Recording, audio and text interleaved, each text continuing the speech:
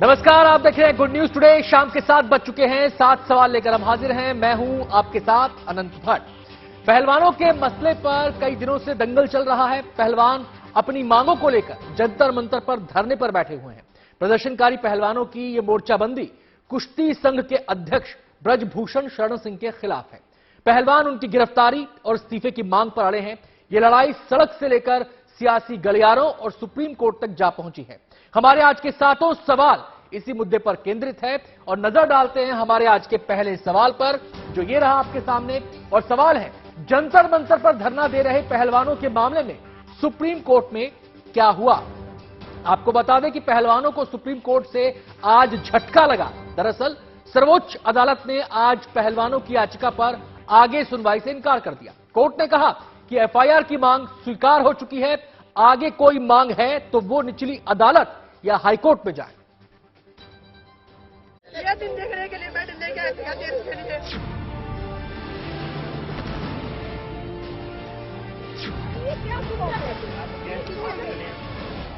दिल्ली के जंतर मंतर पर पिछले 11 दिनों से सड़क पर बैठे पहलवानों की लड़ाई पर आज सुप्रीम कोर्ट में सुनवाई हुई। लेकिन सुप्रीम कोर्ट में आज पहलवानों को करारा झटका लगा और इस मामले में कोर्ट ने आगे सुनवाई करने से इनकार कर दिया। अदालत में पहलवानों की तरफ से ये याचिका दाखिल की गई थी कि दिल्ली पुलिस उनके मामले की सही तरीके से जांच नहीं कर रही। चीफ जस्टिस डीवाई चंद्रचूड़ की बेंच के सामने आज इस मामले की सुनवाई हुई, जिसमें पहलवानों की तरफ से सुप्रीम कोर्ट में कहा गया कि दिल्ली पुलिस ब्रजभूषण शरण सिंह के खिलाफ लगाए गए यौन शोषण के आरोपों की सही तरह से जांच नहीं कर रही है। हालांकि दिल्ली पुलिस की तरफ से पेश हुए सॉलिसिटर जनरल तुषार मेहता ने इन आरोपों का खंडन करते हुए कहा कि जांच चल रही है और पुलिस पीड़िताओं के बयान दर्ज कर रही है। सुप्रीम कोर्ट ने दिल्ली पुलिस से पूछा कि पुलिस ने अब तक सभी पीड़िताओं के बयान दर्ज क्यों नहीं किए, कब इनके बयान मजिस्ट्रेट के सामने दर्ज कराए जाएंगे, जिसके जवाब में एसजी ने कहा कि पुलिस के पास 7 शिकायतें थी, ऐसे में सबसे बयान दर्ज करने में समय लगता है। दिल्ली पुलिस ने बताया कि इस पूरे मामले को सीनियर महिला पुलिस अधिकारी देख रही है। कोर्ट ने अपने आदेश में यह कहा कि चूंकि शिकायतकर्ता शिकायत लेकर आए थे कि उनके ब्रजभूषण शरण सिंह के खिलाफ एफआईआर दर्ज की जाए और उन्हें सुरक्षा मुहैया कराई जाए, क्योंकि उन्हें लगातार धमकियां मिल रही हैं। तो ऐसे में पुलिस की रिपोर्ट से ये साफ हो गया है कि एफआईआर दर्ज कर ली गई है, उस पर जांच चल रही है। 164 के बयान के लिए जल्दी ही समय लिया जाएगा, जैसे ही जांच पूरी हो जाएगी। यानी शिकायतकर्ता जिस उद्देश्य को लेकर यहां तक आए थे वो उद्देश्य पूरा हो गया है। पहलवानों की तरफ से दलील दी गई कि 21 अप्रैल को शिकायतकर्ता थाने पहुंचे थे, जहां शिकायत की रसीद देने में उन्हें पुलिस ने 2 घंटे लगाए। इतना ही नहीं, सुप्रीम कोर्ट में मामला आने के बाद 28 अप्रैल को पुलिस ने एफआईआर दर्ज की। एफिडेविट में हमने लिखा था कि 21 अप्रैल को जब कंप्लेंट दी थी, दिल्ली पुलिस ने कम से कम 3 घंटे लिए सिर्फ हमें रसीद देने के लिए। उसके बाद एफआईआर दर्ज नहीं करी। Then we had to come to the Supreme Court. हम सुप्रीम कोर्ट में आए। 28 तारीख को सॉलिसिटर जनरल ने कहा कि आज हम एफआईआर दर्ज कर लेंगे। उसके बाद 29 तारीख को माइनर लड़की का बयान लेने के लिए एक टीम आई, जिसने 3 घंटे माइनर लड़की को इंटेरोगेट किया। उसके बाद 3 दिन पुलिस फिर चुप रही। पहलवानों की तरफ से कहा गया कि सुप्रीम कोर्ट की पहल के बाद ही पुलिस ने पीड़िताओं के बयान दर्ज करना शुरू किया है। पहलवानों के वकील की तरफ से कोर्ट में ये भी कहा गया कि अभी तक आरोपी से किसी भी तरह की पूछताछ नहीं की गई है। अक्यूज्ड को अभी तक इन्होंने कोई नोटिस नहीं दिया है, कोई बुलाया नहीं है। अक्यूज्ड हर रोज टीवी चैनल्स पे आके विक्टिम्स की आइडेंटिटी डिस्क्लोज कर रहा है, जबकि सुप्रीम कोर्ट का ऑर्डर है कि विक्टिम्स की आइडेंटिटी डिस्क्लोज नहीं होगी। इसके बाद सभी पक्षों की दलीलें सुनने के बाद कोर्ट ने याचिका पर सुनवाई बंद करने का आदेश दे दिया। सीजेआई चंद्रचूड़ ने याचिकाकर्ता के वकील से कहा कि आपकी दलील थी कि एफआईआर दर्ज नहीं की जा रही है, अब एफआईआर दर्ज हो गई है। इसके अलावा शिकायतकर्ताओं को सुरक्षा देने के लिए हमने आदेश पास किया था और सभी को सुरक्षा प्रदान कर दी गई है, लिहाजा हम अब इस याचिका को बंद करते हैं। हालांकि कोर्ट ने याचिकाकर्ता को अन्य शिकायतों के लिए निचली अदालतों में जाने की छूट दी है। फिलहाल सुप्रीम कोर्ट के 3 जजों की पीठ ने यह साफ कर दिया है कि जिनको कोई भी शिकायत हो, पहलवानों को, शिकायतकर्ताओं को, वो भविष्य में निचली अदालत में मजिस्ट्रेट कोर्ट से संपर्क कर सकते हैं और साथ ही अगर उन्हें जरूरत पड़े तो वो हाई कोर्ट का रुख कर सकते हैं, अगर मजिस्ट्रेट कोर्ट के आदेश से वो संतुष्ट नहीं हो तो। फिलहाल कोर्ट ने इस मामले में सुनवाई क्लोज कर दी है, यानी अब मामले की सुनवाई इस चरण में बंद कर दी है। सुप्रीम कोर्ट में कल रात जंतर मंतर पर पहलवानों और पुलिस के बीच हुई झड़प का मामला भी उठा, लेकिन कोर्ट ने इस मामले पर संज्ञान नहीं लिया। दरअसल जंतर मंतर पर पहलवान 30 अप्रैल से कुश्ती संघ के अध्यक्ष ब्रिजभूषण शरण सिंह के खिलाफ मोर्चा खोले हुए हैं। पहलवानों ने ब्रिजभूषण पर यौन उत्पीड़न का आरोप लगाया है और उनकी गिरफ्तारी की मांग कर रहे हैं। पहलवानों ने सुप्रीम कोर्ट में भी याचिका दाखिल कर ब्रिजभूषण पर यौन उत्पीड़न का मामला दर्ज कराने का आदेश देने की मांग की थी। इस पर सुप्रीम कोर्ट के आदेश के बाद दिल्ली पुलिस ने ब्रिजभूषण शरण सिंह के खिलाफ 2 केस दर्ज कर मामले की जांच कर रही है। Sanjay Sharma, Delhi, good news today. Delhi के जंतर मंतर पर पहलवान कई दिन से धरने पर बैठे हैं, लेकिन कल रात इस मामले में अचानक ट्विस्ट आ गया, और ट्विस्ट भी ऐसा कि आज पूरे दिन इसे लेकर हंगामा मचता रहा। दरअसल कल रात पहलवानों और पुलिस के बीच झड़प हो गई। हमारा दूसरा सवाल इसी से जुड़ा है, और हमारा सवाल है, बीती रात जंतर मंतर पर क्यों हुई झड़प? इस झड़प में एक पहलवान को चोट लगी है, जबकि 4 पुलिसकर्मियों के घायल होने की खबर है। इसे लेकर आरोप प्रत्यारोप का दौर भी आज दिन भर चलता रहा। बवाल पहलवानों के लिए लाए गए फोल्डिंग बेड को लेकर शुरू हुआ था। मारी गई है पुलिस वाले के द्वारा। यह दिन देखने के लिए मैं लेके आया था, देश के लिए यही दिन देखने के लिए लेके आया था। मैं पूछ रही हूँ, सबसे पूछ रही हूँ।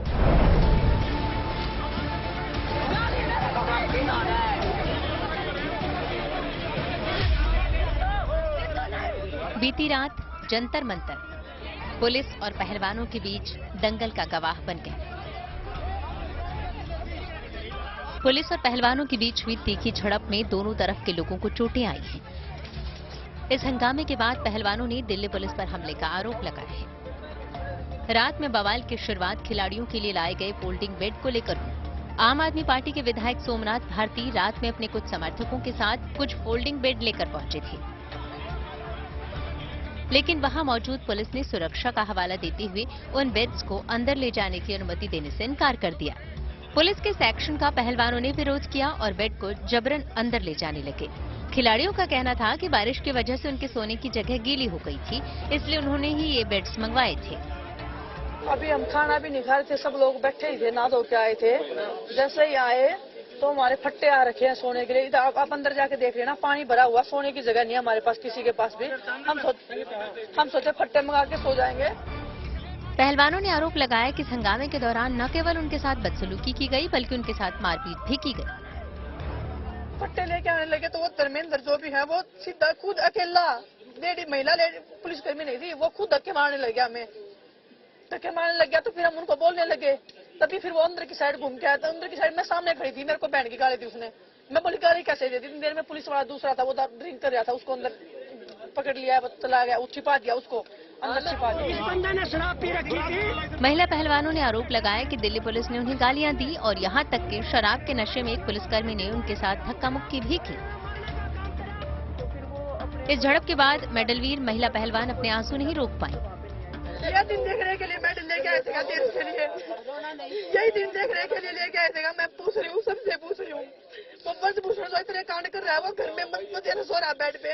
हम एक वो तख्ते के वो जो काट के पड़ रहे हैं, जो भी बन रहे हम लेके आ रहे सोने के लिए, उसमें भी इनको वक्त सो जाओ मर जाओ, मारना ही है तो वैसे ही मार दो, मारने के लिए तैयार है। इतनी इज्जत गिराओगे क्या? इस हंगामे के बाद जंतर मंतर पर भारी संख्या में पुलिस बल के साथ पुलिस अधिकारी मौके पर पहुंचे और उन्होंने पूरे इलाके की घेराबंदी कर दी और सबको अंदर जाने से रोक दिया गया। इस हंगामे में पहलवानों की तरफ से राहुल को सिर में चोट लगी है, जबकि पुलिस के मुताबिक इस झड़प में उनके 4 जवानों को चोटें आई है। हमारे पहलवान हैं, रेसलर्स खिलाड़ी, महिला खिलाड़ी, कुछ फोल्डिंग आए थे, 4-5 फोल्डिंग, उनको लेने के लिए उधर गई थी। उनके साथ जैसे ही गाली गलौच और मारपीट हुई तो हम लोग उधर गए। फिर वो चीज हमारे ऊपर हुई, बाल पकड़ के उनके खींचे गए, उनकी तरफ फोल्डिंग मारा गया, वो मुझे लगा के। हंगामे की खबर मिलने के बाद दिल्ली महिला आयोग की अध्यक्ष स्वाति मालीवाल भी जंतर मंतर पहुंची, लेकिन पुलिस ने उन्हें प्रदर्शनकारियों तक जाने की इजाजत नहीं दी और उन्हें हिरासत में ले लिया। मालीवाल ने भी आरोप लगाया कि उनके साथ पुलिस ने बदसलूकी की। चोट है, कुछ हम पुलिसकर्मी और इनकी तरफ से भी चोट है। हॉस्पिटल ले जाने के लिए हम इनसे रिक्वेस्ट कर रहे हैं कि हमें दे दें, हम इन्हें हॉस्पिटल ले जाएं। अभी वो मान नहीं रहे हैं और हमारे वाले जिनको भी जो है उनकी भी हम मेडिकल करवा रहे हैं।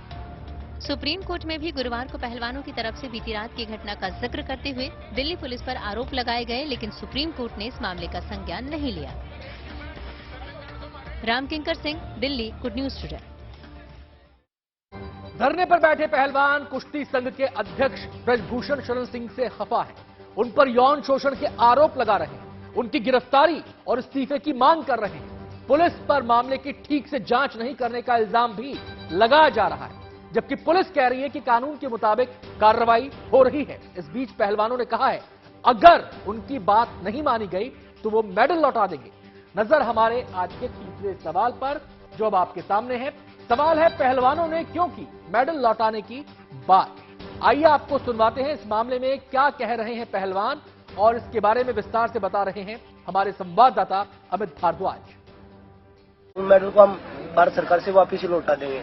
जो अवार्ड भी है, जो मेडल भी हमने जीते हैं, वो सभी हम भारत सरकार को वापस लौटा देंगे। ऐसे धक्का मुक्की गाली गलौज कर रहे हैं, वो उस टाइम पे पुलिस वालों को नहीं दिख रहा कि भाई ये पद्मश्री भी है। विनेश फोगाट का कहना है कि कल देर रात जिस तरह से दिल्ली पुलिस के साथ उनकी बहस हुई, कन्फ्रंटेशन हुआ और इसके साथ साथ उनके साथ बदसलूकी हुई, गाली गलौज हुई, इसके बाद उन्हें ऐसा एहसास हो रहा है कि जैसे उन्हें न्याय नहीं मिल रहा है, बल्कि पैरों तले कुचलने की कोशिश की जा रही है।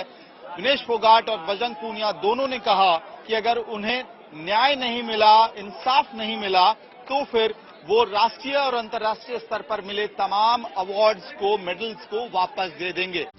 11 दिन गुजर चुके हैं पहलवानों को धरने पर बैठे हुए। उनकी मांगों पर एफआईआर भी दर्ज हो चुकी है। दिल्ली पुलिस भी संपूर्ण जांच का भरोसा दे रही है, लेकिन मामला शांत नहीं हो रहा, बल्कि इसका दायरा बढ़ता दिखाई दे रहा है। हमारा चौथा सवाल अब आपके सामने है, और सवाल है क्या पहलवानों का प्रदर्शन भी किसान आंदोलन की राह पर है। दरअसल किसानों ने पहलवानों को समर्थन देने की बात कही है। इस बारे में विस्तार से बता रहे हैं हमारे संवाददाता अभिषेक आनंद।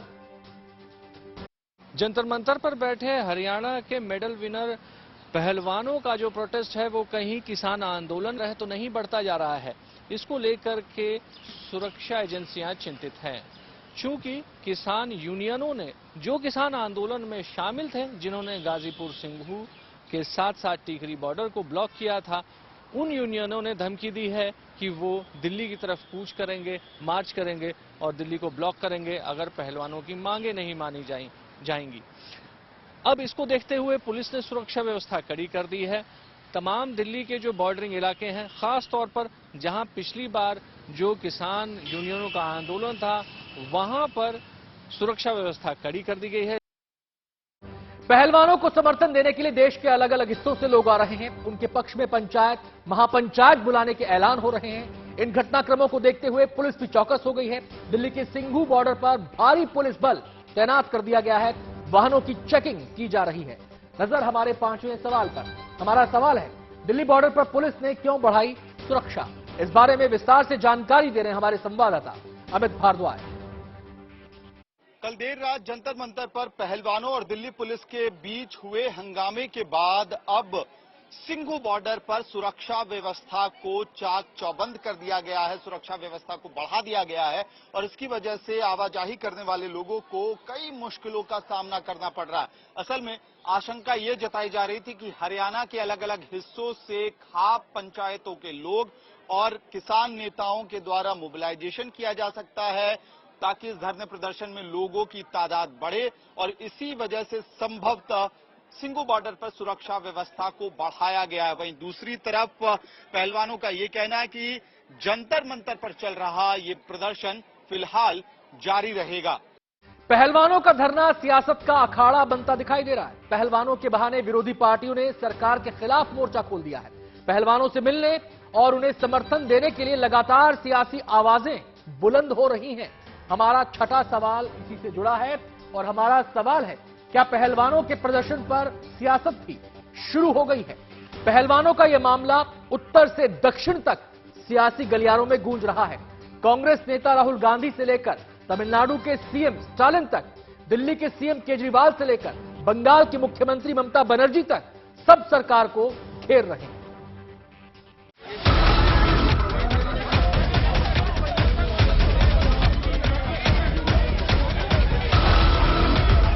दिल्ली में बीती रात पहलवानों और दिल्ली पुलिस के बीच हुई झड़प के बाद सियासी पारा चढ़ गया है। जंतर मंतर पर बीच सड़क पर हुए दंगल ने सियासी दलों को अपने एजेंडे को आगे बढ़ाने का मौका दे दिया है। विपक्षी पार्टियां तो पहलवानों के कंधों को हथियार बनाकर सरकार पर निशाना साध रही हैं। पहलवानों की कुश्ती संघ के अध्यक्ष के खिलाफ इस लड़ाई को विपक्षी दल भुनाने की तैयारी कर रहे हैं। कल रात पहलवानों और पुलिस के बीच झड़प के बाद विपक्षी दलों ने न केवल पहलवानों का समर्थन किया, बल्कि इसी के बहाने उन्होंने केंद्र सरकार पर निशाना भी साधा। पिछले 11 दिनों से पहलवान बीजेपी सांसद और कुश्ती महासंघ के अध्यक्ष ब्रजभूषण सिंह के खिलाफ मोर्चा खोले हुए हैं। पहलवानों के इस प्रदर्शन को विपक्षी नेता पहले से समर्थन दे रहे थे, लेकिन कल रात के हंगामे के बाद विपक्ष के तमाम बड़े नेताओं ने पहलवानों के समर्थन में ट्वीट करते हुए केंद्र सरकार को आड़े हाथों लिया है। कांग्रेस नेता राहुल गांधी से लेकर तमिलनाडु के सीएम एमके स्टालिन और पश्चिम बंगाल की सीएम ममता बनर्जी तक खिलाड़ियों के खिलाफ हुए हमले की निंदा की है और उनके प्रदर्शन का समर्थन किया।